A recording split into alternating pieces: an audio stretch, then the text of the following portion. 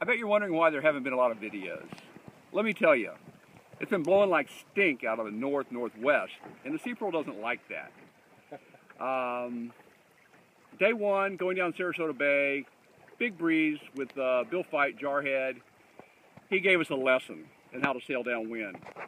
He single-handed kicked our butts, but we figured it out. You just reef down to a kind of what you think is about right, and then you go from there. Then what happened? What was the next little episode we had? We must have had another one. Well, anyway, it blew good on. Oh, we took off. Yeah, it blew. Yeah, we took off after we went into checkpoint 1, and then we did our little camping over on Cayo Costa, and then went over to the ranger station and abused their facilities. Cooked ourselves some oatmeal, which is very good. Boat almost lost the boat because it was the wind picked up and the sails came unfurled. Note to self: put the vangs on the Sea Pearl so the sails don't unfurl.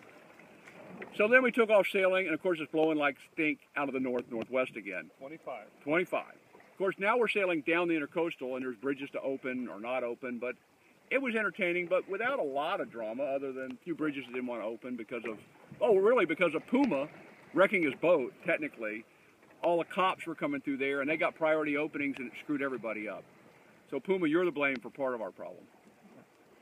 And then there was yesterday, which was, we exited, where did we exit? We exited the base of Sanibel Island. Not a lot of breeze. Then we go into Casambas. As we go to Casambas, it starts blowing. It starts blowing harder and harder and harder. And then we go to Casambas, and really, Casambas is not that well marked pass, and there's big breakers and giant condos. And so then we go in there, and of course, big sigh of release, and you go, there's not a bit of wind. The current's running 3 knots of wind against you. We're going to go right back. We're going to back right onto the breaking waves we just came through if we aren't careful. So we row. I hate rowing. You know that. So we wind our way through Casambas Pass and out. This is going to be cool. Starts blowing hard out of the northwest again. Really hard. Really hard. So ultimately, having learned some things, we basically reefed the mizzen. The mizzen's gone, furled like you're going to be at the dock. The main has got about a third of it out, maybe. At which point it really started blowing. We hit 10-1 with that main up. Both Luke and I thought we were going to freaking die. I mean, there's just no way around it. I found religion.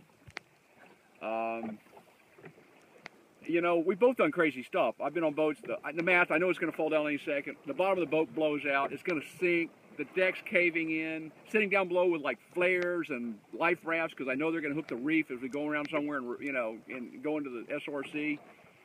I was young, and so I didn't realize that you could die doing that. Last night, I thought I was going to freaking die, literally. And so did Luke. I did. He did. We hadn't had enough sleep. We hadn't had proper nourishment. Not a good thing. But we came through it, and we went really, really, really fast. And then we dawned on, and once we got to do something. We can't heave to, we'll capsize. We can't do this. So finally, Luke shinnied his ass up there, and he put the sail down to the mainsail down to basically the same as the mizzen, like it's at the dock.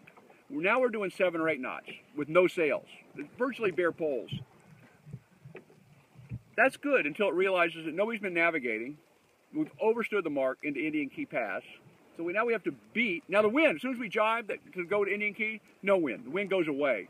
First time it hasn't blown when we're trying to go to Indian Key after we screwed up. Because we'd have been there at 11 o'clock maybe. Midnight probably. Midnight. At the latest. Midnight. Anyway, so we managed to beat our way into Indian Key Pass. And it's upwind all the way through those channels going into Everglades City and then ultimately Chokoloskee. So we row. Luke rows for 2 hours. There was a little wind, so we're kind of short tacking up. We had, I've got a track. It's very entertaining. Just watch the track and think no wind, rowing in the middle of the night.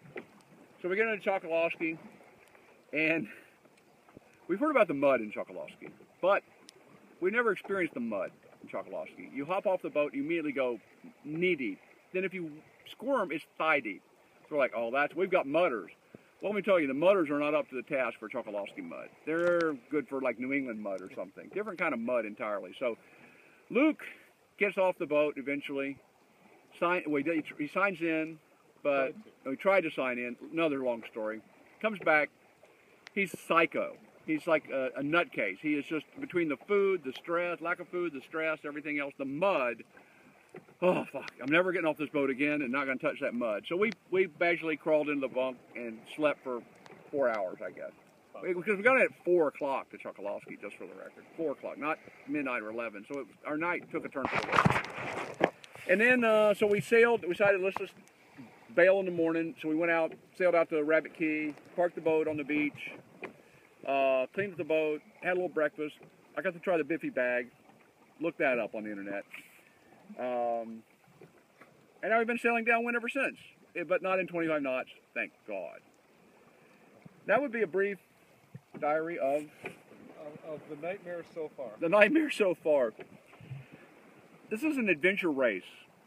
We've had enough adventure at this point. We'd like a little race. Maybe no race, just no more adventure. How about that? Yeah. Luke, you have any I just want to get to Key Largo. I just want to get to Key Largo. Me too, man. We're way behind schedule now because it's cutting into my time on the beach with a rum drink in my hands. That's all I can say. Bill and Luke on the lay, signing off for now.